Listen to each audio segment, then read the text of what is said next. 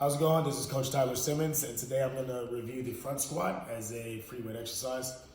I have my athlete, Adina, here. He's going to do this with us. So with the front squat, what you want to do is you want to tell the athlete that he's going to go under the bar with relaxed fingers and allow the bar to set on his shoulders.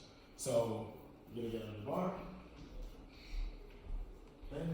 Step underneath. You can go a little closer. Get a better view.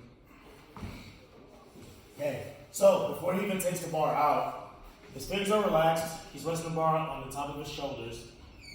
His elbows are going to be slightly in and up where they're facing in front of him. So they're facing the wall right now. From that position, he's going to drive the bar up, take a step back.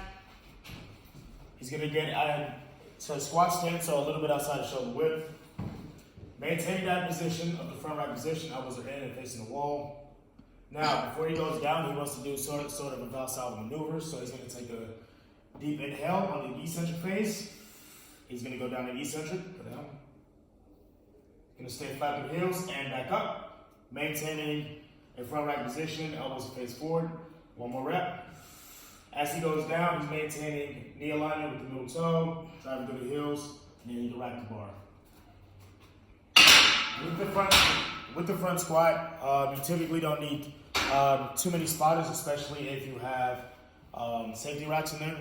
So worst case scenario with the front squat, it can fall over and hit the safety racks, or if he gets low and gets stuck at the sticking point, if the spotter can help him up, or he can just set it down in the safety rack safely.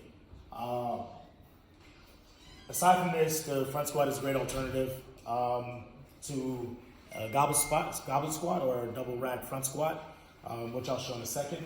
It reiterates and it kind of emphasizes core stability because it's front loaded.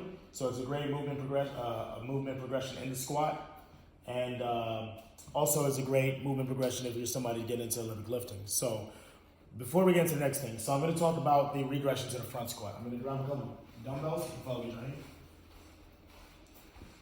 So typically this would be better with kettlebells because you can allow the wrist to relax, such as in the front right position. However, you can do the same thing with the double front rack dumbbell squat. So again, you're still keeping the elbows in and up, making sure they face forward.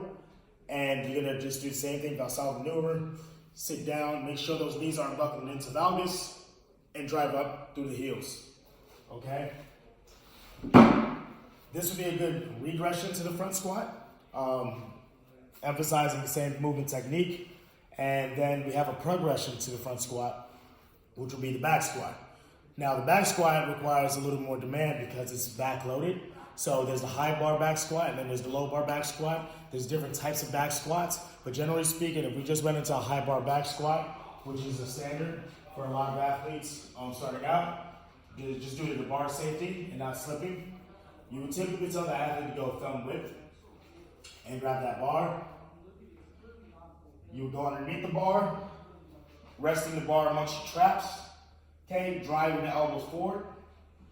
You pick it up, take it out, get your feet hip width, and unlike the front rack squat, you're going to kind of be more emphasizing on that hinge to start out. So the hips are going to go back and down through the heels, maintain a neutral spine throughout the movement. One key thing to consider when you're going through the front squat is that if the elbows start to drive down or if they start to slip, then it'll automatically show as the athlete will have to get those elbows back in and up in order to maintain the barbell on his shoulders. Otherwise, it will slip out of his hand. Another reason why the front squat is a great tool in implementing the squat.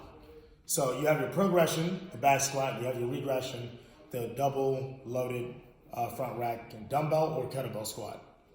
That's all today, and thank you for watching.